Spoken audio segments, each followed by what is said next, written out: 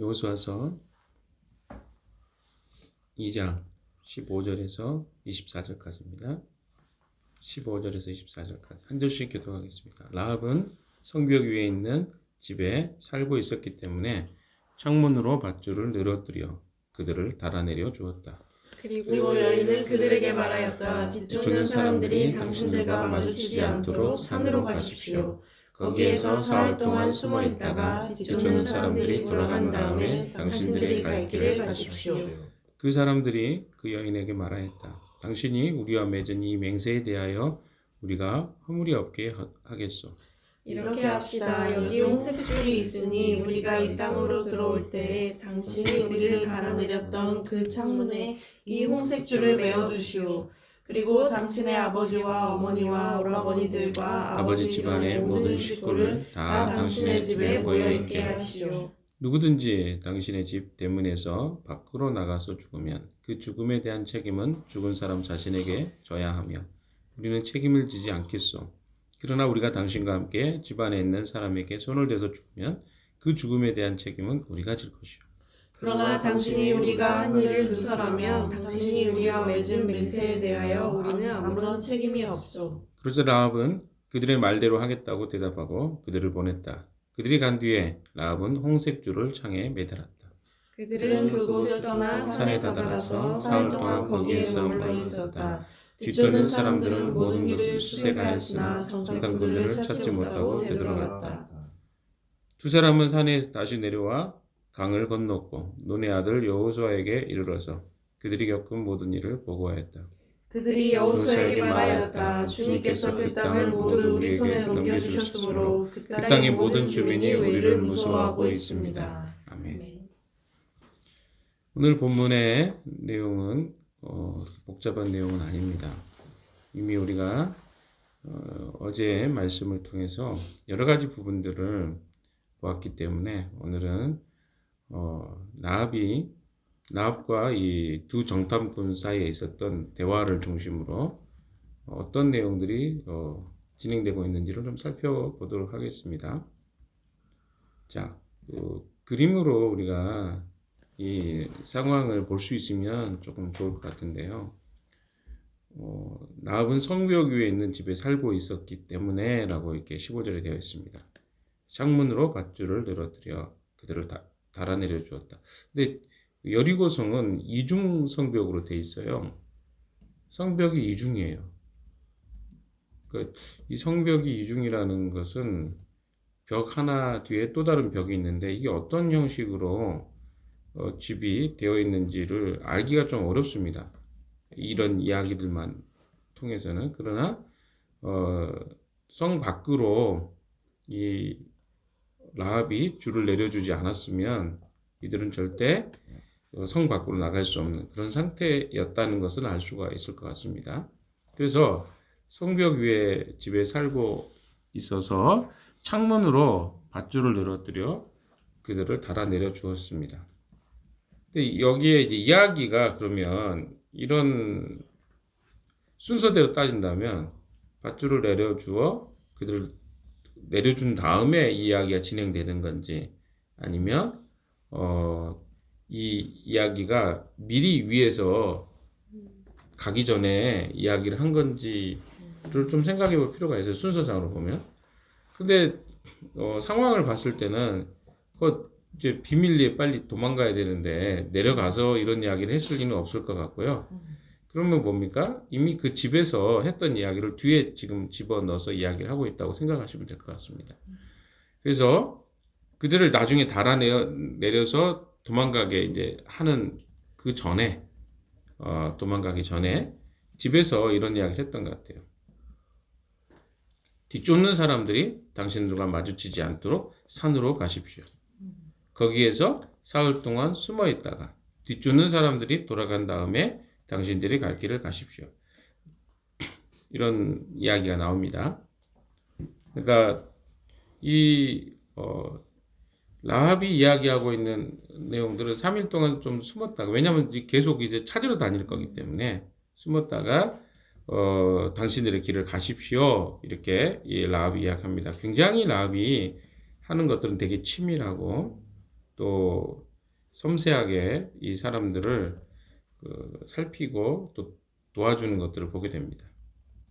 그런데 이제 거기서 하나의 거래가 나오죠. 어떤 거래를 합니까?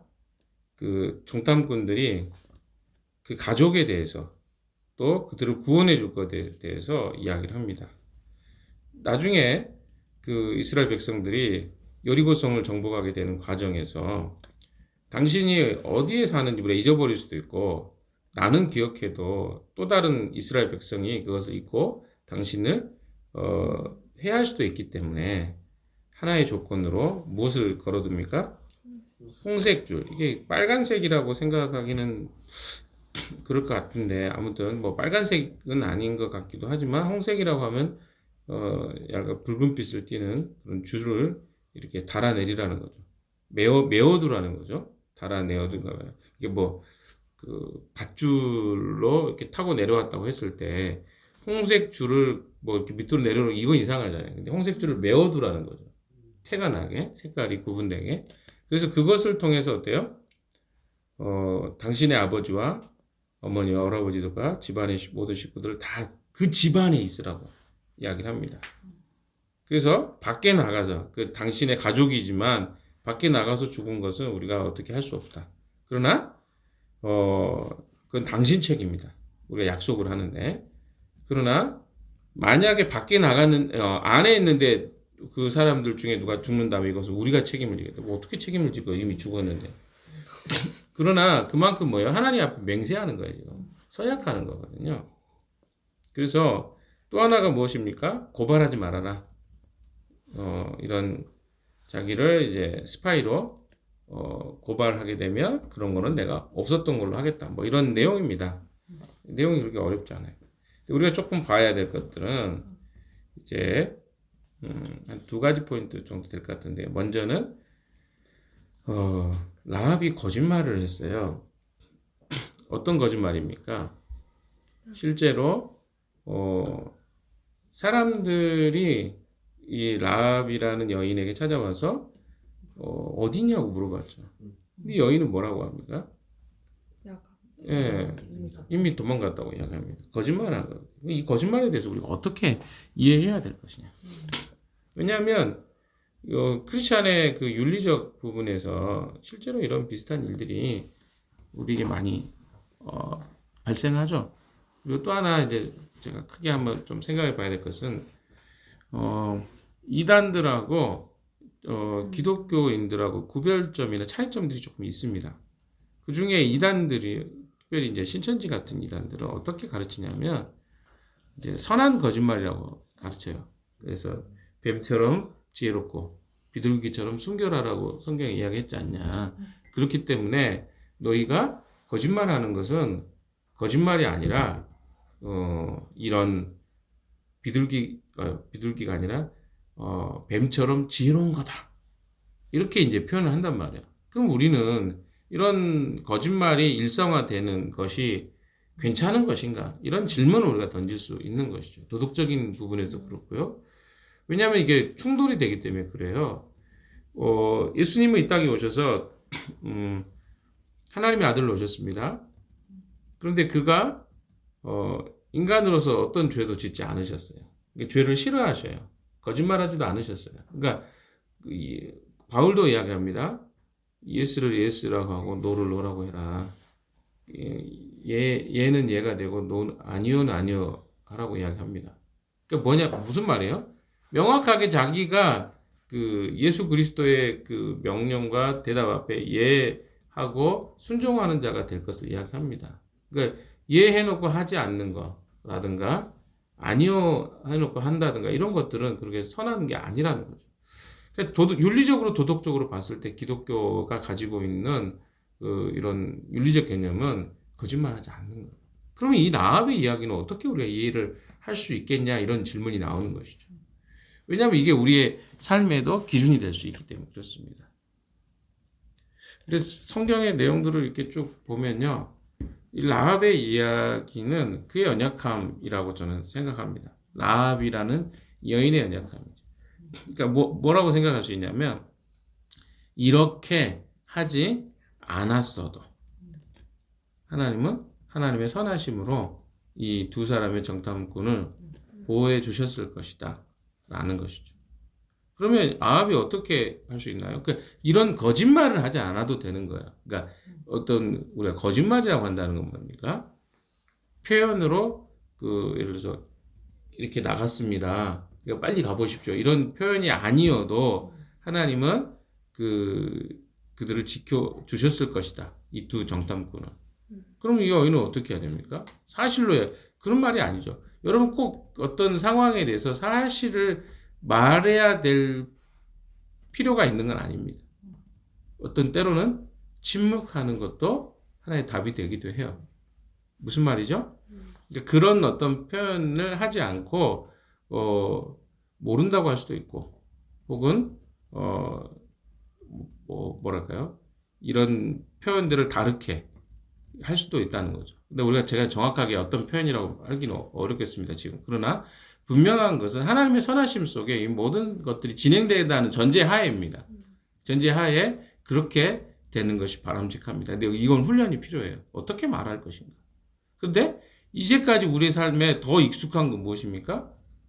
거짓말하는 게 더 익숙하다 보니까 어떤 상황이 되면 우리가 거짓말로 어떤 상황을 모면하는 것에 더 애쓰고 노력하고 있는 것들을 보게 됩니다. 그래서 이 라합의 이야기를 어떻게 볼 것인가가 첫 번째 우리가 좀 생각해 봐야 될 부분이죠.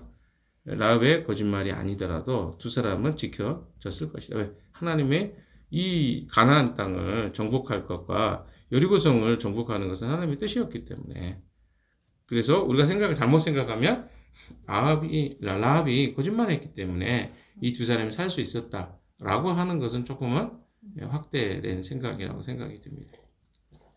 두 번째로 봐야 될 것은 이제 창문에 홍색줄을 달아내리는 거죠. 이 구약에는 상당히 많은 부분에서 제가 여러 차례 이야기 드렸지만 예수 그리스도의 어떤 상징이나 상징 또는 심볼이라고 하죠. 이런 것들이 굉장히 많습니다. 그러니까 구원에 대한 상징 또 이런 표현들이 굉장히 많이 나오는데 이 표현이 이제 그 중에 하나죠. 왜냐하면 수많은 사람들 중에 이들이 구원을 받거든요. 이스라엘 백성들도 출애굽하기 전에 비슷한 경험을 했죠. 물론 그때는 어린 양의 피로 그 집에 문설주에 발라서 죽음의 신이 지나가는 이런 내용들이 똑같은 내용은 아닙니다. 그러나 이 과정을 보시면 비슷하죠. 홍색줄을 메어놨을 때 이 집은 구원을 받고 나머지 사람들은 다 멸망을 받는 이런 것은 굉장히 유사합니다. 마치 노아의 방주에 8명의 사람만이 구원을 받고 모두가 다 멸망당했던 이런 내용들과도 오버랩이 되죠. 그러니까 이런 어떤 심볼을 통해서 구원이라는 게 무엇인가? 구원은요, 결국은 하나님을 떠난 하나님과 관계없는 세상은요, 어찌됐든 하나님과 관계없이 살다가 멸망과 죽음을 당하는 그런 세상입니다. 그러나 그 땅에서 예수 그리스도를 믿고 그 하나님을 믿는다는 것은 그들의 가정과 그들의 영혼과 생명이 단순히 그들의 육체적 생명이 아니라 영적 생명이 구원받는 것까지 다다르는 것들을 보게 됩니다. 그래서 신약에도 바울이 빌립보에서 간수장이 그런 이야기죠. 주 예수를 믿으라. 그래야면 너와 내 집이 구원을 얻으리라. 이것이 바로 복음이 선언됐을 때 복음을 받아들인 자와 그렇지 않은 자들의 선택과 결과의 모습이라고 이야기할 수 있겠습니다. 이것은 구약이 됐든 신약이 됐든 동일한 내용이었죠. 여리고에 수많은 사람 다 죽었어요. 그러나 이 가정만 구원을 받게 됐죠. 근데 거기에는 책임이 따랐습니다. 밖에 나가지도 않아야 됐고 또 그 안에서 있는 자들을 죽이지 않겠다고 약속했던 이 두 정탐꾼이 돌아가서 그것을 이스라엘 백성들에게 이야기했어야만 그들이 살아날 수 있었겠죠. 약속이 지켜질 때만 이들이 구원을 받게 되는 거죠. 결국은 그러니까 하나님의 약속에 의해서 이 가족이 구원을 받게 되는 것을 우리는 보게 됩니다. 마지막으로 한 부분만 더 보면요. 23절, 24절인데요. 안 읽어봤죠? 한번 읽어봅시다. 23절, 24절 시작. 두 사람은 산에서 다시 내려와 강을 건넜고 눈의 아들 여호수아에게 이르러서 그들이 겪은 모든 일을 보고하였다. 그들이 여호수아에게 말하였다. 주님께서 그 땅을 모두 우리 손에 넘겨주셨으므로 그 땅의 모든 주인이 우리를 무서워하고 있습니다. 자, 두 사람이 정탐했던 내용은 가데스 바네아에서 정탐했던 사람들과 다른 내용입니다. 가데스 바네아에서 12명의 정탐꾼이 갔을 때 두 사람만이 그들은 우리의 밥입니다 라고 했습니다. 우리는 이미 그들을 다 이길 수 있겠습니다. 그러나 나머지 10사람은 다 어떻게 했습니까? 네, 우린 그들 앞에 메뚜기 같은 존재예요. 자화상이 관점이 다르죠. 어떻게 바라보느냐. 근데 오늘 보고한 두 사람은 마치 12명의 정탐꾼 중 2명이 보고했던 것처럼 동일하게 이야기합니다. 그들은 여호수아에게 이렇게 말했죠. 주님께서 그 땅을 모두 우리 손에 넘겨주셨으므로 그 땅의 모든 주민이 우리를 무서워하고 있습니다. 그러니까 이들은 믿음으로 지금 본 거예요. 아직 넘겨주지 않았어요. 근데 넘겨주셨다라는 약속을 그들은 붙잡고 있습니다. 그리고 그 땅의 모든 주인이 우리를 왜? 특별히 이 라합의 이야기라든가 이런 걸 들어봤을 때 이것은 한 사람이 아니라 그 땅에 있는 모든 거민들이 지금 이스라엘 백성들을 두려워하고 있다. 왜? 그 이유는 무엇으로 해석했습니까? 하나님이 그들에게 이 땅을 넘겨주셨기 때문에 라고 이해하고 있었던 것이죠. 우리는요, 이 땅에서 그리스도인으로 살아갑니다. 그리스도인들은 하나님의 약속을 붙잡고 의지하고 살아가는 존재들입니다. 그래서 우리의 눈에 바라보는 것도 우리가 믿고 있는 것들로 우리는 그것들을 보게 되는 것이죠.